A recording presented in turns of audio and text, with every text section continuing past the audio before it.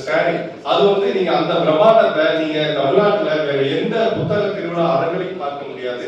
அதை நம்ம ஈரோட்டில் மட்டும் தான் பார்க்க முடியும்.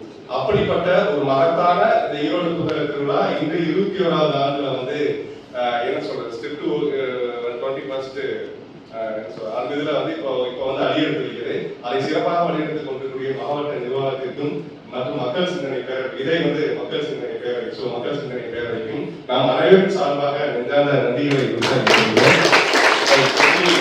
அஞ்சு நிமிஷம் வருவோம். எல்லாரும் ஹாரி பாட்டர் பார்த்துருக்கீங்களா, படிச்சிருக்கீங்களா? எத்தனை பேர் பார்த்துருக்கீங்க, எத்தனை பேர் படிச்சிருக்கீங்க? ஹாரி பாட்டர் பார்த்துருக்கேன், வெரி குட். பார்த்துருக்கீங்க, ஆனா யாரும் படிச்சது இல்லையா? சரி ஃபைன், விட்டுறலாம். அந்த ஹாரி பாட்டர்ல படிச்சதுன்னு சொல்லுங்க, உங்களுக்கு பிடிச்ச கேரக்டர் ஏதோ ஒரு கேரக்டர்.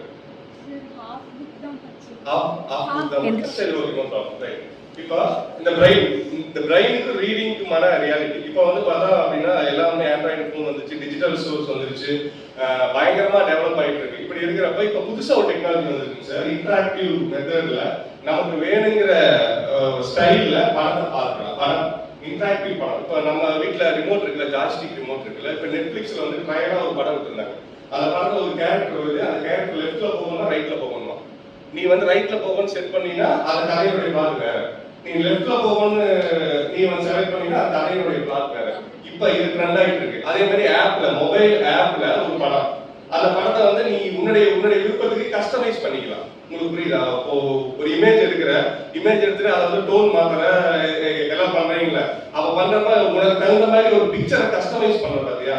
அந்த கஸ்டமைசிங் ஃபேக்ட் எல்லாமே இப்ப இருக்கிற லேட்டஸ்ட் டெக்னாலஜி. அது த்ரூ த மீடியம் ஆஃப் என்ன சொல்ற பிரெயினோட கனெக்டிவா இருக்கிற ஒரு ஊடகம் என்பது வந்து இந்த அளவுக்கு டெவலப் ஆயிட்டு இருக்கு. Okay right. இவ்வளவு டஃப் காம்ப்ளிகேஷன்ஸ்ல ஏன் ஒரு புக் இன்னைக்கு வரைக்கும் கொண்டாடப்பட்டு இருக்கு? ஏன் ஒரு புத்தகத்தை வேற எந்த அட்வான்ஸ்டு டெக்னாலஜியும் ரீப்ளேஸ் பண்ண முடியல? அதுதான் புத்தகத்துக்கும் மூளைக்கும் உண்டான கனெக்டிவிட்டி அப்படின்னு சொல்லி சயின்டிஸ்ட் சொல்றாங்க. அதுக்கு அவங்க எடுத்துக்கிற விஷயம் வந்து மூணு கேட்டகரி. ஒண்ணு வந்து பாத்தீங்கன்னா என்னன்னா அசிமிலேஷன் அப்படின்னா நான் சொல்றேன் உங்களுக்கு, அது ஒரு எக்ஸாம்பிள் சொல்றேன். ஓகே, ஒண்ணு வந்து என்ன, அந்த ஃபர்ஸ்ட் பாயிண்ட் என்னது அசிமிலேஷன். செகண்ட் பாயிண்ட் வந்து மூளையில இருக்கக்கூடிய மிரர் நியூரான்ஸ். நீங்க அந்த பிரெயின் ஸ்கெட்ச் பண்றப்பலாம் நீங்க கேள்விப்பட்டிருக்கீங்க மிரர் நியூரான்ஸ். தேர்ட் ஒன் வந்து பேரா சோசியல் ரிலேஷன்ஷிப். இந்த மூணு விஷயமே பிரெயினோட சம்பந்தப்பட்டது. இந்த மூணு விஷயத்தையுமே வேற எந்த அட்வான்ஸ்டு மீடியமே நீங்க வரைக்கும் கொடுக்கவே முடியாது. ஏன் அப்படின்னு கேட்டா, ஒரு படம் பாக்குறேன், அந்த படத்துல ஒரு கேரக்டர் வருது, அந்த கேரக்டர் என்ன சொல்றாங்க, இந்த மலை, அந்த கேரக்டர் போட்டுக்கிற ட்ரெஸ், அது பக்கத்துல இருக்கிற செல் ப்ராப்பர்ட்டி எல்லாமே உனக்கு காமிச்சிடறான். நீ அங்க விசுவலைஸ் பண்றதுக்கான வாய்ப்பே கிடையாது, பாக்குறதுக்கான வாய்ப்பு மட்டும்தான் இருக்கு. ரைட்டா?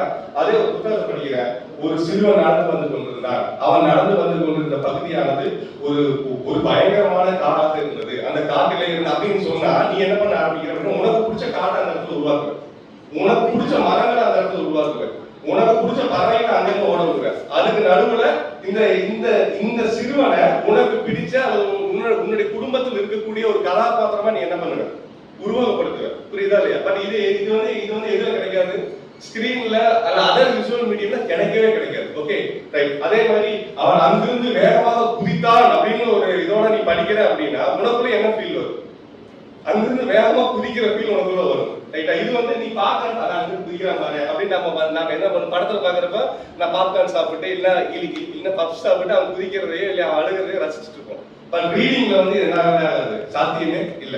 ரைட். இந்த அசிமிலேஷன் அப்படிங்கிறது எதுக்கு சொல்ல வர அப்படின்னா, சக்திமான் நாங்க இருந்தப்ப சக்திமான் வந்து ரொம்ப ஃபேமஸ். அப்ப பாத்தீங்கன்னா ஒரு வருஷத்துக்கு ஒரு தடவை மேல ஸ்வைங்கின் சுத்தி குதிக்கிற சம்பவம் எல்லாம் நிறைய நடக்கும். ஏன்னா அந்த குழந்தை என்ன பண்ணுது, அதை பார்த்த உடனே நானும் ஒரு சக்திமான், நானும் அந்த கேரக்டரா மாறுறேன், எனக்கு அந்த சக்தி இருக்கு நான் நினைக்கிறேன் அப்படின்னு அந்த குழந்தை என்ன பண்ண ஆரம்பிக்குது, தன்னை வந்து அந்த கதாபாத்திரமா அதை வந்து அக்வயர் பண்ண ஆரம்பிக்குது. நான் அதான் ஹாரி பாட்டர் கேட்டேன். ஹாரி பாட்டரை நல்ல ரொம்ப ரொம்ப ஆழமா வாசிக்கிற ஒருத்தன் அந்த ஹாரி பாட்டர் பார்த்து முடிச்ச உடனே இப்படின்னா அந்த பொருள் நகரும் அப்படிங்கிற நிலைமைக்கு போயிடுவான். சீரியஸா போயிடுவான். இந்த இடத்துல வந்து பார்த்துட்டே இப்படின்னு சொன்னா அந்த சேர் வந்து நகர்ந்துடும் அப்படிங்கிற நிலைமைக்கு அந்த புனைவு என்ன பண்ணுது, அவனுக்குள்ள போய் உட்கார்ந்து அந்த கேரக்டருக்குள்ள ஒரு இருக்கிற சூப்பர் பவர் வந்து எனக்கு கிடைக்கும் அப்படிங்கிற சென்சிபிலிட்டி ஏன் கொடுக்குது அப்படின்னா ஒரு படத்துல கொடுக்க முடியாது. பட் அந்த இது ஏன் கொடுக்குது அப்படின்னு நீ படிக்க அதுல இருக்கக்கூடிய விஷயங்களை வச்சு நீ ஒரு உலகத்தை பேரலாம் என்ன பண்ணிட்டு இருக்கிற. உன்னுடைய உலகத்தை நீ உருவாக்குற. நீ உருவாக்குற உலகத்துக்குள்ள நீ படிக்கிற கேரக்டரை உலகம் பெற. இது வந்து புத்தகத்துல மட்டும்தான் சாத்தியம். இதுதான் ஃபர்ஸ்ட் பாயிண்ட், அசிமிலேஷன் சொல்லக்கூடிய தன்னிலை. அந்த தன்னிலை உருவாக்குகிற அந்த ஸ்டேட். இது வந்து எதோட கனெக்டிவா இருக்கிறது? இது வந்து மூளையோட கனெக்டிவா இருக்கு. அடுத்தது வந்து மிரர் நியூரான் சொல்றேன். இந்த மிரர் நியூரான் என்ன பண்ணுது அப்படின்னா, அப்படியே நீங்க அந்த புத்தகத்தை படிக்க ஒரு கேரக்டர் ஃபாலோ பண்ணி போயிட்டே இருப்ப. திடீர்னு அந்த கேரக்டர் வந்து ஒரு பெரிய சோகத்தை சந்திக்கும். நீ என்ன பண்ண உடனே என்ன பண்ணுங்க, ஃபீல் பண்ற. ஒரு சில பேர் வந்து அழுவேன். நான் ஃபீல் பண்ணேன். என்ன ஃபீல் பண்ணேன் அப்படின்னா, காரோடின்னு ஒரு நாவல் படிச்சேன். அந்த நாவல் படிச்சு முடிச்சு பழனியில படிச்சேன். ஒரு நாள் படிச்சேன். படிச்சு முடிச்சுட்டு புத்தகத்தை வச்சு கலக்க ஆரம்பிச்சிட்டேன். பழனியில இருந்து ஆரம்பிச்சு கிட்டத்தட்ட ஒரு 2 கிலோமீட்டர் இந்த பக்கம் எங்க திண்டுக்கல் ரோட்ல வந்தோம் அப்படின்னா அந்த பைபாஸ் எல்லாம் தாண்டி 2 கிலோமீட்டர் நடக்க ஆரம்பிச்சு 11 வரைக்கும் நைட்டு. ஏன் நடந்தா எனக்கு தெரியல. நடந்து முடிச்சு நாய் துரத்துனதுக்கு பிறகு எனக்கு தெரிஞ்சது நான் வீட்டை விட்டு தள்ளி வந்துட்டேன் அப்படிங்கிறது எனக்கு அப்பதான் ரியலைஸ் ஆச்சு. எனக்கு என்ன ஆகுது அப்படின்னா, அது இருக்கிற கேரக்டரோட நான் பேசிட்டே இருக்கிறேன். ஐயோ அவன் இப்படி ஆயிட்டானே, அந்த அழகான கேரக்டர் எவ்வளவு பெரிய சோதனை சந்திச்சிச்சு, ஐயோ பாவமே அப்படின்னு அந்த கதாபாத்திரத்தினுடைய வழியை நான் என்ன பண்ண ஆரம்பிக்கிறேன், நான் சுமக்க ஆரம்பிக்கிறேன். அந்த வலியை சுமக்குகிற அந்த ஒரு இன்டென்ஸான ஒரு அனுபவத்தை உங்களுக்கு கொடுக்கறது எது? புத்தகத்துல மட்டும்தான் அது கொடுக்க முடியும். இதெல்லாம் என்ன சொல்றாங்க, மிரர் நியூரானுடைய effect. while you are reading, நீ படிக்கிறப்ப உன்னுடைய மூளையில அந்த ஒரு ஃபீல் கொடுக்குது பார்த்தியா, அது வந்து மிரர் நியூரான், ரைட்டா? அதுக்கு அடுத்த ஒரு கேரக்டர், அது என்ன சொன்ன, பேரா சோசியல் ரிலேஷன்ஷிப். உங்களுக்கு தாத்தா ரொம்ப பிடிச்சவங்களா இருக்கலாம், பாட்டி ரொம்ப பிடிச்சவங்களா இருக்கலாம், மாமா ரொம்ப பிடிச்சவங்களா இருக்கலாம். நீங்க படிக்கிற ஒரு கதையில ஒரு கேரக்டர் வருது, ஒரு மாமான ஒரு கேரக்டர் வந்து ரொம்ப அந்த குடும்பத்துக்கு ரொம்ப நல்லது பண்ணிட்டே இருக்குது அப்படின்னா, ஒரு கட்டத்துக்கு மேல நீ என்ன ஃபீல் பண்ண ஆரம்பிச்சிடும், அந்த கேரக்டரை உங்களுடைய குடும்பத்துல ஒருத்தரா நீங்க நினைக்க ஆரம்பிச்சிடும். ஆமாவா இல்லை? அதே மாதிரி ஒரு தாத்தான ஒரு கேரக்டர் ரொம்ப இன்ட்ரெஸ்டா அந்த கதையில போயிட்டே இருக்குது அப்படின்னா, கொஞ்ச நேரம் நீ வந்து படிச்சதுக்கு பிறகு அந்த கேரக்டர் நீ என்ன நினைக்க ஆரம்பிச்சிருவேன், உன்னுடைய தாத்தாவை நினைக்க ஆரம்பிச்சிருவேன். திருப்பி இதே நான் சொல்றேன், அந்த காரோடியில பிலியம் ஒரு கேரக்டர், நான் அப்படி நடந்து பார்த்தீங்கன்னா அந்த புத்தகத்துல வந்து பிலியம் அப்படின்னு ஒரு கேரக்டர் வரும். One of the finest character நான் இதுவரைக்கும் வாசிச்ச புத்தகத்திலேயே மனதுக்கு ரொம்ப நெருக்கமான கேரக்டர் வந்து அந்த பிலியம் ஒரு கேரக்டர். அவர் ஒரு பழமொழி, காட்டினுடைய பழமொழி. அந்த பிலியம் கேரக்டர் எங்காவது தெரியாதா? நான் அந்த வந்து எழுத்தாளரை பார்க்கிறப்ப, நக்கீரன் சார் பார்க்கிறப்ப சொல்லுவேன், எப்படிங்க சார் அந்த பிலியம்ங்கிற ஒரு கேரக்டர் வந்து உங்களால கன்சீவ் பண்ணி அந்த வலியை சுமந்து உங்களால எழுத முடிஞ்சது? ஏன்னா நமக்கு ரொம்ப கஷ்டம் தெரியுமா, நீ ஒரு கேரக்டரை படிச்சு பார்த்தா அழுகிறேன்னு வச்சுக்கவே, உன்னை அழுக வைக்கிறதுக்கு அந்த எழுத்தாளர் அந்த கேரக்டர் உள்ள சுமக்கணும்.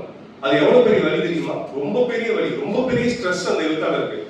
அவர் அந்த கேரக்டரை வச்சு அந்த கேரக்டரை சேவ் பண்ணி அதை எப்படியாவது அந்த வாசகருக்கு வந்து அந்த வலியை கடத்திடணும்னு சொல்லி அந்த எழுத்தாளர் அனுபவிக்கிற வலி என்பது பிரசவ வலி, மிகப்பெரிய பிரசவ வலி. அது அந்த கேரக்டரை, அந்த பிலியம் கேரக்டரை படிச்ச உடனே நான் என்னுடைய தாத்தாவை நினைக்க ஆரம்பிச்சிட்டேன்.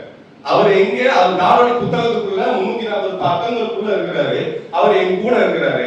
அவர் நான் ஏதாவது ஒரு கஷ்டமான நேரத்துல இல்ல என் பிலியம் இருந்திருந்தாருன்னா இப்படி சொல்லியிருக்க மாட்டாரு, இல்ல அவர் நம்மளை சரியா வழி நடத்திருப்பாரு, அவர் இந்த பிரச்சனை இப்படித்தானே டீல் பண்ணாரு அப்படின்னு சொல்லி போட்டு அந்த பிலியோங்கிற கேரக்டரை நான் ரோல் மாடல் கேரக்டரா எடுத்துட்டு அவரோட நான் என்ன பண்ணுவேன், இல்லாத அந்த பிலியோவோட நான் ஒரு ரிலேஷன்ஷிப் மெயின்டைன் பண்ணிட்டு இருப்பேன். அந்த ரிலேஷன்ஷிப் எதுக்கு யூஸ்ஃபுல்லா இருக்கணும், நான் எப்படி போகணும், நான் இந்த இடத்துல எப்படி நடந்துக்கணும், நான் இந்த இடத்துல வெளியே வந்திருந்தா எனக்கு என்ன சொல்லி கொடுத்துருப்பாரு அப்படின்னு இல்லாத ஒருத்தரோட நான் வச்சிருக்கிற ரிலேஷன்ஷிப் இருக்கு பாத்தியா, that is called பேரா சோசியல் ரிலேஷன்ஷிப். இது நீ படம் பார்க்கறது கிடைக்குமா, அந்த பேரா சோசியல் ரிலேஷன்ஷிப் பார்க்கறது படம் முடிஞ்சிடும். ஓகே, சோ இந்த 3 விஷயத்தை வந்து நான் எடுத்துக்கிறேன். 5 நிமிஷத்துக்குள்ள இந்த 3 தான் சொல்ல முடியும். சோ இந்த 5 நிமிஷத்துக்குள்ள சொல்லிட்டு ஒரு 11 சேர்த்து எடுத்துட்டேன். இந்த 3 முக்கியமான விஷயங்கள் வந்து நீங்க படிக்கிறப்ப மட்டும்தான் கிடைக்கும். அது வந்து not only for the fiction, nonfiction, whether your textbook or reading, இதுவா வேணாலும் இருக்கலாம். ஒரு ரீடிங்ல சார் சொன்ன மாதிரி அந்த ரீடிங்ல எப்படி நாம எந்த அளவுக்கு உள்ள ஆழமா போறோம் அப்படின்னு நம்ம புத்தகத்துல கிழிச்சு உள்ள பண்ணே போகலாம். அந்த ஆழம் இல்லை. நாம அந்த இப்போ நீ வந்து தமிழ்ல ஒரு சப்ளிமெண்ட்ரி படிக்கிற, இங்கிலீஷ்ல ஒரு சப்ளிமெண்ட்ரி படிக்கிற, அல்லது ஒரு ஸ்டோரி பிளாட் படிக்கிற, அல்லது புதிய ஒரு விஷயத்தை தெரிஞ்சுக்கிற அப்படின்னா எல்லாமே எங்கிருந்து வந்துச்சு, மேல அப்படி டவால் புத்தகத்துல வந்துச்சா, இன்னொரு மனிதன் சிந்தித்தது தான் நீ படிக்கிற, இன்னொரு மனிதனுடைய மூளை யோசிக்கிறது தான் நம்ம என்ன பண்றோம், நாம படிக்கிறோமே தவிர அது வந்து எதுவுமே உள்ள ஏற்ற முடியாத, ரொம்ப கஷ்டப்படுற அல்லது ஒரு பெரிய அற்புதமான ஒரு தகவல் அப்படின்னு நினைச்சு ஒதுக்குற அளவுக்கு ரொம்ப அபரிமிதமான ஆற்றல் எல்லாம் எதுவும் கிடையாது. ஒரு மனிதன் இன்னொரு மனிதன் சிந்தித்ததை இன்னொரு மனிதனா நான் படிக்கிறேன், நான் படிக்கிறப்ப அதை நான் எப்படி என்னால் உருவாக்க முடியுதுங்கிற சின்ன சின்ன கிளாசிபிகேஷன். அப்ப இந்த புத்தக திருவிழால நீங்க என்ன பண்ணுங்க அப்படின்னா, ஒரு சின்ன வேண்டுகோளா நான் கேட்டுக்கிற வேண்டுகோள் என்னன்னா, ஒரு பிக்சன் புக் வாங்குங்க. ஒரு பிக்சன் புக். நான் ரெக்கமெண்ட் பண்றது அப்படின்னா கிழவனும் கடலும் ஒரு புக் இருக்கு. எர்னஸ்ட் ஹெமிங்வேயோடைய the old man and the sea அப்படிங்கிற ஒரு புத்தகம். இது வந்து பாத்தீங்கன்னா சின்ன புத்தகத்துல இருந்து பெரிய புத்தகம் வரைக்கும் நிறைய வெரைட்டி ஆஃப் எடிஷன்ஸ் நிறைய இருக்கு. ஒரு சிலர் வந்து காமிக் ட்ரை பண்ணிருப்பாங்க, ஒரு சிலர் வந்து சின்ன அதாவது குழந்தைகளுக்கு அந்த மாதிரி சிம்பிளிஃபை பண்ணிருப்பாங்க, இன்னொருத்தர் வந்து ரொம்ப டெப்தான டிரான்ஸ்லேஷன் ஸ்பானிஷ்ல இருந்து நேரடியா தமிழுக்கு மொழிபெயர்த்தது இருக்கு, இங்கிலீஷ்ல இருந்து தமிழுக்கு மொழிபெயர்த்தது இருக்கு, அல்லது இங்கிலீஷ்லயே படிக்கணும்னாலும் இங்கிலீஷ்லயே நீங்க படிக்கலாம்.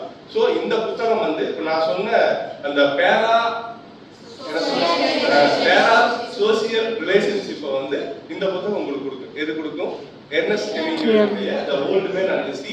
சின்ன புத்தகம், ரொம்ப சின்ன புத்தகம். அந்த புத்தகத்துக்கு வந்து இலக்கியத்துக்கான இது கிடைச்சது, இது நோபல் பரிசு கிடைச்சது. இலக்கியத்துக்கான நோபல் பரிசு வந்து அந்த புத்தகத்துக்கு கிடைச்சது. ரொம்ப சின்ன புத்தகம். அவசியம் 2 கேரக்டர் தான், ஒரு கடல் ஒரு மீன், அவ்வளவுதான். சூப்பரா இருக்கு, ரொம்ப சூப்பரா இருக்கு. நீ எப்ப உனக்கு ஒரு சேலஞ்சை நீ ஃபேஸ் பண்ணணும்னு நீ நினைக்கிறியோ அப்பப்ப அதை எடுத்து லைட்டா 2 பக்கம் படிச்சின போது உனக்கு சார்ஜ் ஏறிடும். சூப்பர் புக்கா, ரைட். அடுத்தது வந்து மிரர் நியூரான் வந்து நிறைய இருக்கு. மிரர் நியூரான் வந்து இந்த ஏஜுக்கு நீங்க வந்து ஒரு நல்ல ஒரு சந்தோஷத்தை அனுபவிக்கணும் அப்படின்னா சாதாரண காமிக்ஸ் போதும். ரொம்ப சாதாரணமா இருக்கிற ஒரு காமிக்ஸ்ல அதுல ரொம்ப இன்ஸ்பைரிங்கான ஒரு கேரக்டர் இருக்கக்கூடிய ஒரு புத்தகம் இருந்துச்சுன்னா நீ ஆட்டோமேட்டிக்கா மிரர் நியூரான வந்து ஸ்டிமுலேட் பண்ணிடலாம். ஓகே. அடுத்து அந்த அசிமுலேஷன் சொல்ற கேரக்டர் வந்து அது வந்து எதுல சாத்தியம் அப்படின்னா ஃபிக்ஷன்ல மட்டும்தான் சாத்தியம். ஓகே. ஹாரி பாட்டரோட ரொம்ப நல்ல ஒரு எபிசோட் என்னன்னா the lord of the rings. எத்தனை பேர் கேள்விப்பட்டிருக்கீங்க lord of the rings? Okay, fine. So வந்து இந்த புனைவுல வந்து எல்லாம் ஹாரி பாட்டர் தான் ரொம்ப அதிகமா உங்க ஏஜ்ல வந்து ஹாரி பாட்டர் தான் ரொம்ப போய் லைக் பண்ணுவாங்க. ஆனா நான் ரெக்கமெண்ட் பண்றது வந்து ஹாரி பாட்டரோட தி பெஸ்ட் வந்து எதுன்னா லார்ட் ஆஃப் தி ரிங்ஸ் தான். லார்ட் ஆஃப் தி ரிங்ஸ்ல ஒரு 3 இருக்கும், தி ஹாபிட்னு சொல்லக்கூடிய அதோட சீக்வல் ஒரு 3 இருக்கும், மொத்தம் 6 இருக்கும். 6மே வந்து இங்க காமிக்கலாவும் இருக்கு, புக்ஸ் வந்து காமிக்கலாவும் இருக்கு. சோ அந்த புத்தகத்தை வாங்கி இப்ப நான் சொன்ன பேட்டர்னை படிச்சு பாருங்க. உங்களுக்கு இந்த வாசிப்பு அனுபவம் அப்படிங்கிறது வந்து லைஃப்ல வந்து மறக்காது, தவிர்க்கவே முடியாது உங்களால். அதான் சொன்னேன், 22வது நூற்றாண்டுல 260வது ஈரோடு புத்தக கண்காட்சி நடந்தாலும் கூட இது ஃபுல்லா டிஜிட்டலா இருந்து நம்ம இங்கெல்லாம் வராம நம்ம விர்ச்சுவல்ல வந்து வாழ்த்துறை சிறப்புரை செஞ்சாலும் கூட டேபிள்ல புத்தகம் இருக்கு.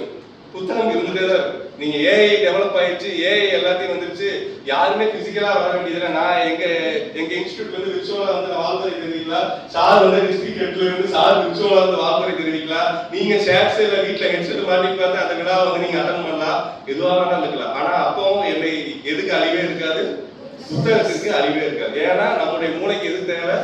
புத்தகத்தினுடைய வாசிப்பு அனுபவம் தேவை. அந்த வாசிப்பு அனுபவத்தை சப்ஸ்டியூட் பண்றதுக்கு இன்னைக்கு வரைக்கும் ஒரு அட்வான்ஸ்டு டெக்னாலஜி இல்லவே இல்ல.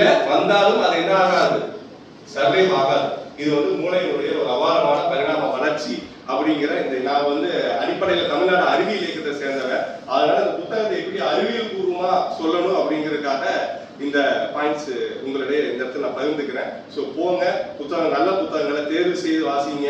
என்னன்னா சார் இன்னும் பலரும் என்ன பண்ணாங்கன்னா புத்தகங்களுக்கு போயிட்டு டிக்ஷனரி வாங்குறது, டிராயிங் புக் வாங்குறது, சமையல் குறிப்பு வாங்குறது, இந்த மாதிரி புத்தகமா வாங்கிட்டு இருக்காங்க. இதுக்கு பேர் புத்தக திருவிழா இல்லை, இது ஸ்டேஷனரிக்கு போய் வாங்கலாம். ஈரோட்ல இருக்கிற ஸ்டேஷனரிஸ் போயிட்டு டிக்ஷனரி டிராயிங் புக் எல்லாம் இங்க வாங்கலாம். புத்தகம் என்பது வேறு, இதெல்லாம் எக்ஸசைஸ் டூல் டெக்ஸ்ட் புக்.